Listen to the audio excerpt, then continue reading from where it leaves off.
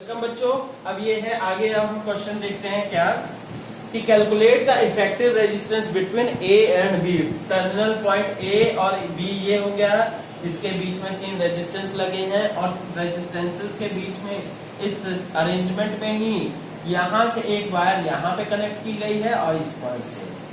ठीक, तो बच्चों एक चीज ध्यान रखिएगा, कॉन्सेप्ट बांध लीजिए दिमाग में क्या कि if there is no resistance or capacitor in the between any two points, then there will be no resistance। ठीक है, ये आप ध्यान रखिएगा कि अगर दो पॉइंट्स के बीच में किसी तरह की कोई डिवाइस या कोई रेजिस्टेंस वगैरह नहीं लगी है, केवल क्या है कनेक्टिंग वायर ही है, तो रेजिस्टेंस या दोनों पॉइंट सेम कंसीडर किए जाएंगे। ठीक है, तो इसी बेसिस पे क्या कि ये क्योंकि यहां से यहां के बीच में इस वायर में कोई भी एक्स्ट्रा पॉइंट कनेक्ट नहीं है, एक्स्ट्रा डिवाइस कनेक्टेड नहीं है, तो इसलिए this point will be also considered as A. And again between this point and this point there is no additional device, जैसे रेजिस्टेंस, कैपेसिटेंस या कुछ भी नहीं है, तो दोनों क्या है, ये पॉइंट बी ही कंसीडर, ये भी पॉइंट बी, ये कहिए ये भी पॉइंट बी और ये point A. Is that clear? अब मुझे लगता है आपके लिए बहुत इजी हो गया। क्या करना है, सिंपल सा पॉइंट ए इधर रखे, फिर पॉइंट बी आपने इधर रखा। पॉइंट ए से कनेक्टेड ये कितना रेजिस्टेंस हो गया जी, ये एक रेजिस्टेंस हो गया, एक ए से कनेक्टेड है, फिर बी से, ठीक, फिर ए से ही कनेक्टेड फिर से 2 और आर है। ठीक, हम क्या दे रहे हैं, ये फिर से 2 आर है। ये देखिए यहां से ए से शुरू हो रहा है, ये ए हुआ, ए और बी के बीच में 2 आर, फिर से ए और बी के बीच में आर, तो इधर से क्या हो गया जी, this one is the R. तो अब क्या करेंगे, इस पूरे को हम क्या कर सकते हैं, ये कॉम्प्लेक्स सा सर्किट आपका बहुत ही इजी बन गया। ठीक है, अब पैरेलल कॉम्बिनेशन का फॉर्मूला लगाएंगे और हम सब फाइंड आउट करेंगे। आप खुद भी कर सकते हो, पर मैं बता दे रहा हूं क्या है, 1/r। देखिए बच्चों यहाँ पे r यूज किया है, तो हमें r इफेक्टिव को कोई और सिंबल देना होगा, तो r डैश कर लेते हैं या r इफेक्टिव कर लेते हैं। ठीक, R effective equals to 1/2R plus 1/2R plus 1/R। ठीक है, ठीक है, तो अब यहां से क्या है, 2R एलसीएम हो गया, 1 plus 1 plus 2, ठीक, 2 1 3 1 4, 4/2R। Now you can say R effective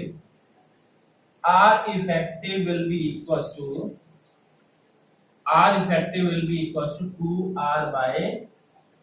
2R/4, तो that will be equals to R/2। अब बच्चों थोड़ा सा और अलग क्वेश्चन बन जाएगा कि अगर R के स्थान पे 2 ओम 3 ओम कुछ भी दे दी गई वैल्यूज और A और B के अक्रॉस क्या है, कोई हमने पोटेंशियल डिफरेंस दे दिया 10 वोल्ट का। ठीक, तो अब ये है, आप अलग से क्वेश्चन करिएगा कि अगर R की वैल्यू 2 ओम है और पोटेंशियल डिफरेंस 10 वोल्ट लगा दिया जाए, then what will be the total current through the circuit. ठीक है, थ्रू द सर्किट मतलब बैटरी से कितना ड्रा किया जा रहा है, हर एक ब्रांच में अलग अलग करंट होगा, ध्यान रखिएगा। ठीक है, अब देखिए स्टूडेंट्स इस क्वेश्चन में calculate the effective resistance between point A and B if arrangement is this। इसमें भी आप वही ये कॉन्सेप्ट लगाइएगा कि अगर किसी पॉइंट, 2 पॉइंट्स के बीच में कोई डिवाइस नहीं है, then both points will be considered as same. तो ये क्या हुआ, ये पॉइंट A है, तो ये पॉइंट भी A, ये पॉइंट भी A, ठीक, ये पॉइंट बी है, तो ये पॉइंट बी, बट ये पॉइंट इन दोनों से अटैच कहीं नहीं हो रहा है, तो इस पॉइंट का नाम अब सी दे देते हैं। तो अब इसका इक्विवेलेंट सर्किट बना के देखते हैं। ये ए हो गया, ए से दो ब्रांचेस निकले 3 ओम और 6 ओम। ये हमने 3 ओम निकाल दिया भाई, और दूसरा क्या है 6 ohm. This one is the 3 ohm, this one is the 6 ohm, दोनों पैरेलल है, ठीक। और फिर ये पॉइंट कहां पे मिल रहा है, जाके पॉइंट सी पे मिल रहा है। सी के बाद ये क्या है, सी से बी तक जाने में क्या हो गया जी, फिर से नया रेजिस्टेंस लग गया 8 ohm. This one is the 8 ohm, this one is the point B. अब फिर इसके बाद ही ए पॉइंट से बी के बीच में अलग से हो गया क्या,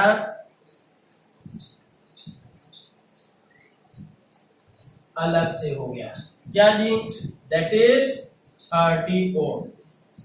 क्लियर। तो अब इस सर्किट को सिंप्लीफाई करके हमने ये कर दिया, then you will be able to find out the effective resistance. Effective resistance क्या कर देते हैं जी, बिटवीन, सबसे पहले हम करते हैं अंदर ये प्रॉब्लम सॉल्व करते हैं, फिर इसको फिर इन दोनों को पैरेलल में, between A and C. So these both are in parallel. So 1 upon R dash equals to 1 upon 3 plus 1 upon 6. क्या हो गया 6, ये 2 plus 1 that is 3/6. तो R dash will become equals to, बच्चों ध्यान रखिएगा ये पलटना भी होता है, ठीक है, क्योंकि ये 1/R है। मैक्सिमम स्टूडेंट्स इसी पे मिस्टेक करते हैं, ठीक। यहां तक सॉल्व किए, फिर इसके बाद यही वैल्यू को सीधे रख देते हैं, ध्यान रखिएगा। तो ये R dash equals to 6/3 that is 2 ohm. Clear. अब फॉर पाथ, ये बिटवीन ए सी निकाल दिया, 2 ओम आ गया। अब for path A C B, for path A C और B, A C B path के लिए क्या हो जाएगा कि दोनों सीरीज में हो गए, दिस एंड दिस 8, तो दोनों सीरीज में, तो R dash will be equals to 2 ohm plus 8 ohm, that becomes 10 ohm. Clear. तो अब इधर 10 ओम आ गया बिटवीन A एंड B, इधर का क्या आ गया, इस पूरे को ये A और ये B,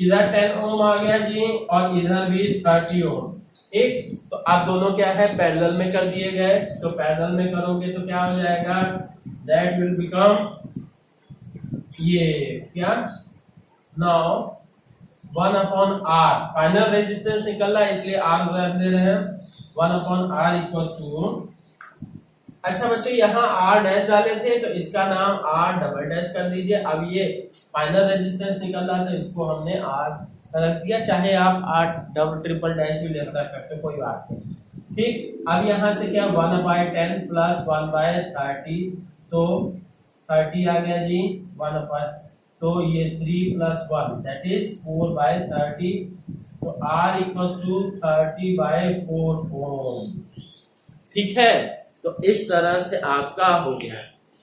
तो अब इस क्वेश्चन को थोड़ा सा और एक्सटेंड करने के लिए अगर कह दें find out the current in the circuit if there is 10 volt battery, ठीक।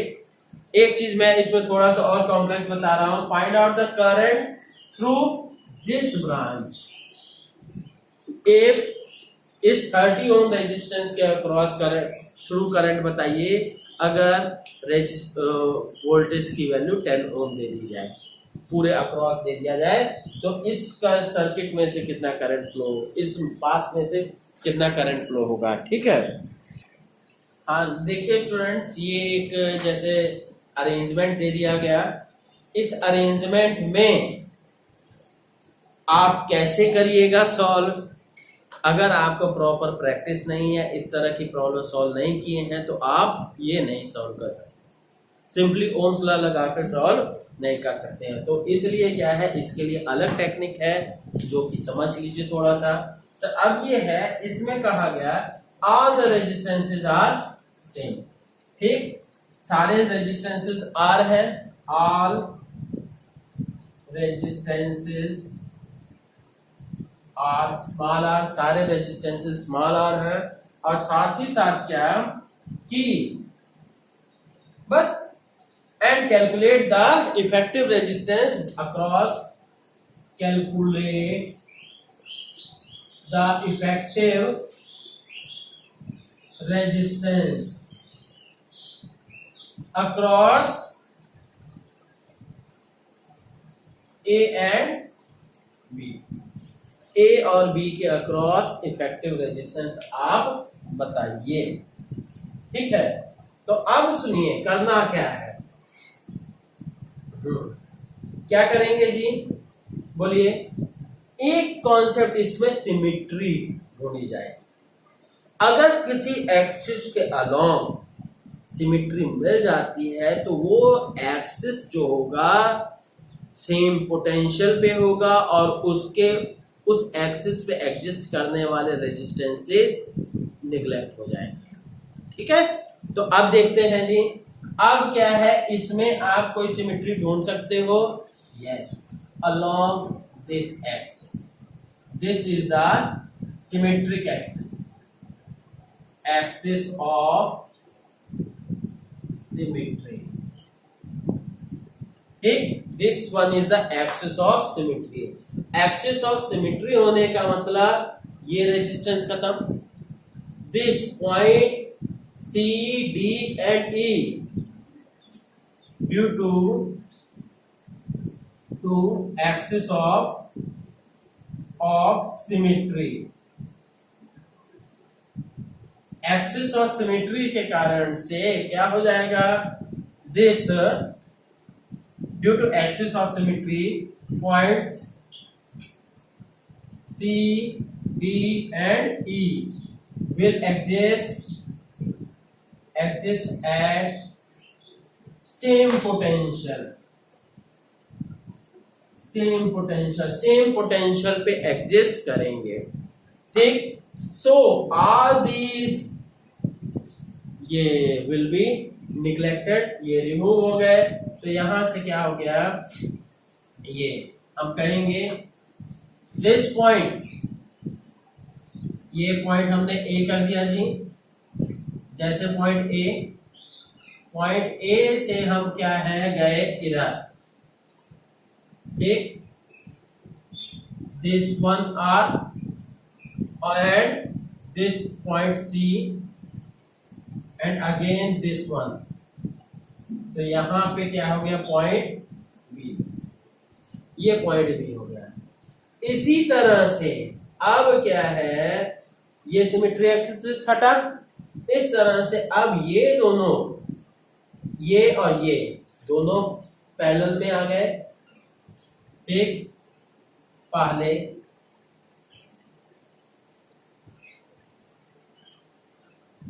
ये पैरेलल में आ गए, फिर उसके बाद ये पॉइंट डी हुआ।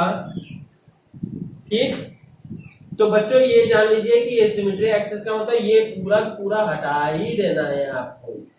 Is that clear? ठीक, तो अब ये पॉइंट डी हो गया, फिर से पॉइंट डी से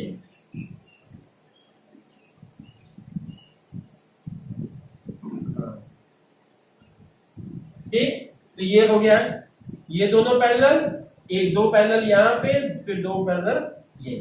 अब नेक्स्ट क्या है, ये देखिए,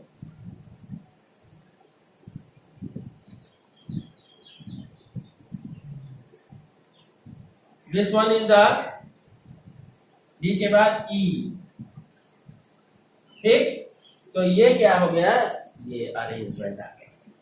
ठीक, now you will be able to solve this. हम फिर से अब सॉल्व करने के लिए करते हैं क्या, ये फॉर पाथ क्या ए सी बी के लिए जो जो सीरीज में हो गए, तो R dash equal to R plus R, that becomes 2r। ठीक, और दूसरा for path A E B, तो क्या हो गया R double dash equals to, ये हो गया ये और ये बोथ आर इन सीरीज, तो R plus R becomes 2r। अब फिर हम बात करते हैं between A and D, between A and D, A और डी के बीच क्या है, बोथ आर इन पैरेलल, तो R triple dash equals to 1 upon R plus 1 upon R लग गया। फिर इसके बाद दैट बिकम्स 2 अपॉन आर, तो R triple dash equals to R by 2। इसी तरह से between D and B, between D and B, D और बी से क्या हो गया जी, ये दोनों पैरेलल में, तो फिर से सीधे लिख दे रहे हैं, है ना, R 4 equals to R by 2।